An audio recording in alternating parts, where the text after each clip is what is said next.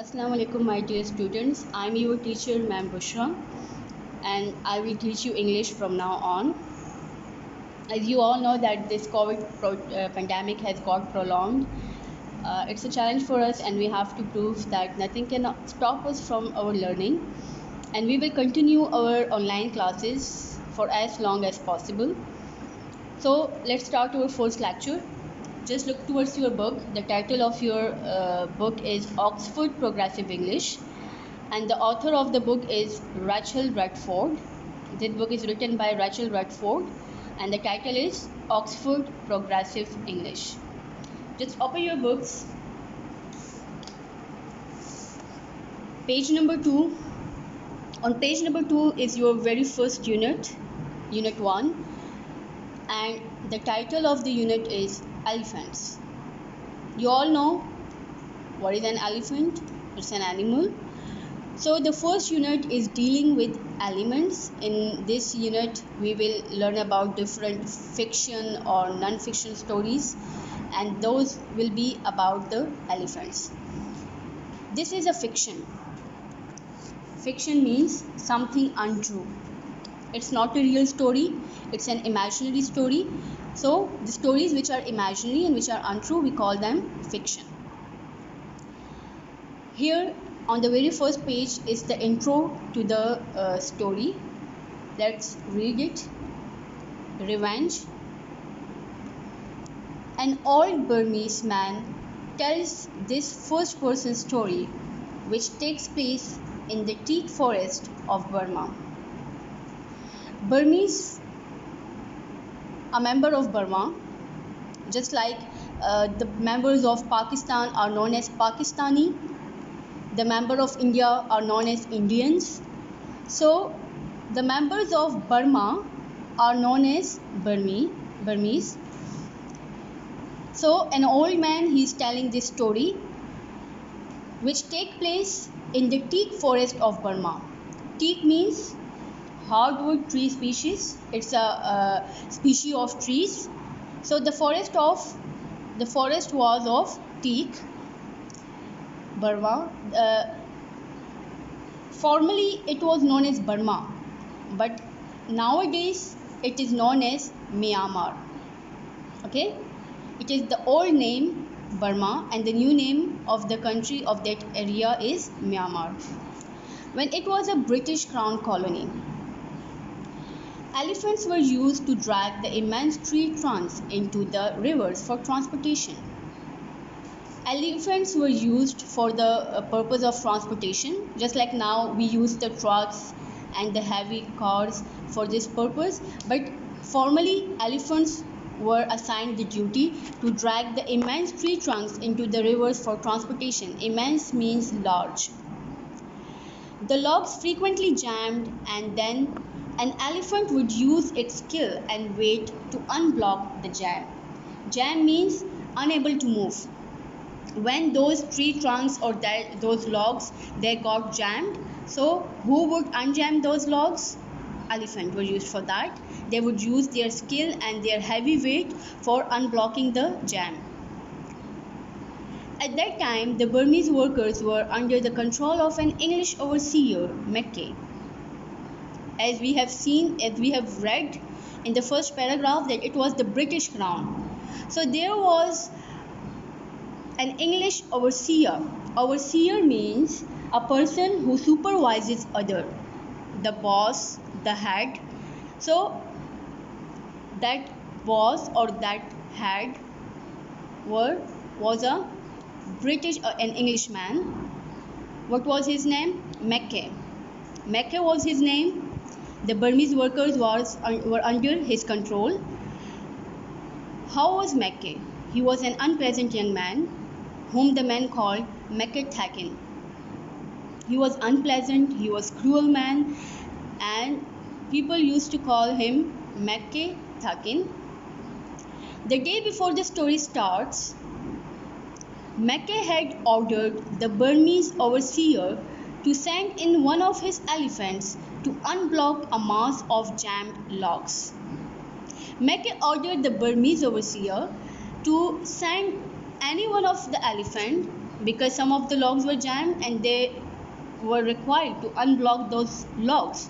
So for that they need an elephant, and Mackay ordered the Burmese worker to send the elephant.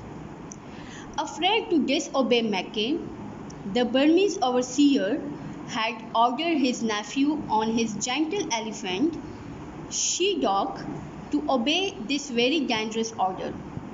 As all the Burmese overseer were afraid of Mackay because he was an unpleasant man, so one of the overseer, he ordered his nephew to please go and help Mackay in unblocking or unjamming the logs. Whilst carrying out the order, whilst during carrying out the order, the nephew was killed by a falling log. When the nephew was busy in unblocking the jam or to carry out the order, a log fell on his head and he was died. The storyteller begins his story just after the nephew has been buried. That old man who is telling us the story, it just begins after the nephew has been buried. So let's see on the next page what happened. I was staying the night, as always, in the Sinok's thigh. Sinok was that Burmese overseer who was obedient to him and who was under Mackay's command. And thigh means a house built on tall poles or stilt. So that person who is telling the story, he was staying at Sinok Thai. We ate a spear's meal and afterwards I stepped outside to smoke a chirot. That person is saying that after eating our meal, I stepped outside the house and I smoked a chirot. Chirot means a cigar which is open on both ends. Okay, a cigar which is open on both ends, we call it chirot. Usually a camp is full and bustling at the time of day, but now I saw, to my astonishment, that there was no one about, because the nephew of Sinok was dead, he was buried.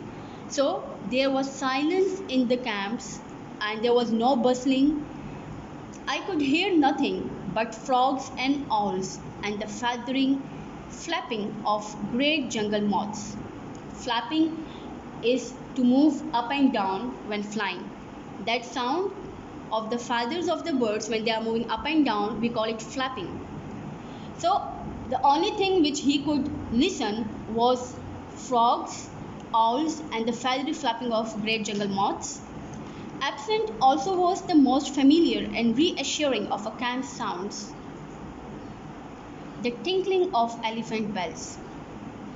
Every person living in the camp, they were having the elephants, and that tinkling of the bells of the elephant, that also used to be the most familiar sound in that area. Evidently, no sooner had the soil been tamped down on the dead man's grave than the other Usis had begun to flee the camp, taking their elephants with them. Just as the dead man was buried, the other Usis means elephant handlers or elephant rider. Those who ride the elephant or who handle the elephant, we call them Usis. So just the dead body, when the dead body was buried, all the Usis, they just flee. Flee means they run away. In paragraph 2, the other elephant that was still in the camp's vicinity area, was She-Dog.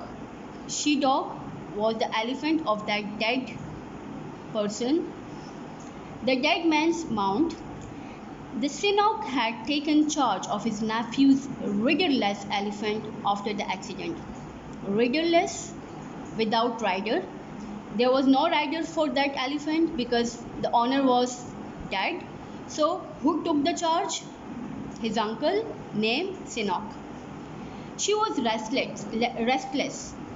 That elephant was restless, he said, and nervous, frequently flapping her ears. When an elephant is nervous, they used to flap their ears. So same was the case with that elephant. She was flapping her ears and clawing the ear with the tip of her trunk, clawing to tear something with the claws. So she was clawing that ear with the tips of her trunk.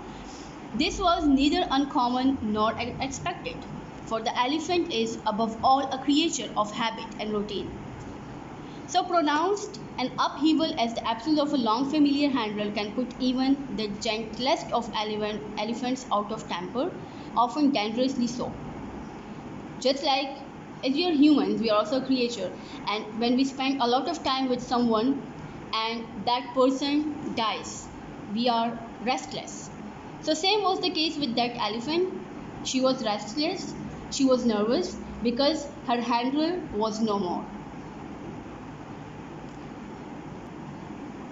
In the third para, this being the case, the Sinok had decided not to allow she-dog to forage through the night, as was the rule.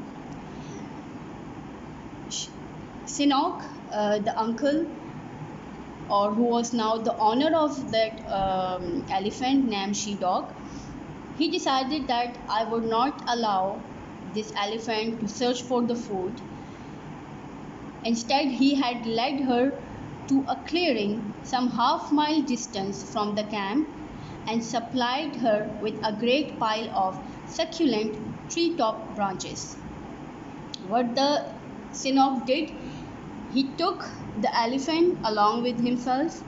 He went half-mile distance from the camp and he supplied succulent treetop branches as food to the elephant. Succulent, juicy and tasty. Then he had tethered her securely between two immense and immovable trees. Tethered means tie, fasten. He fastened the elephant with two immense and immovable trees. To be doubly sure of keeping her bound, he had used not the usual lightweight fetters with which elephants are shackled at night. He didn't use lightweight fetter means chains with which we tie animals. So he didn't use lightweight fetters, but the heavy iron towing chains that are employed in the harnessing of logs. He used that chain which is used for fastening the logs, for tying the logs. He used that chain for fastening the elephant. This he said was a precaution. This was just a precaution so that the elephant does not flee. So we have read 3 paragraphs today.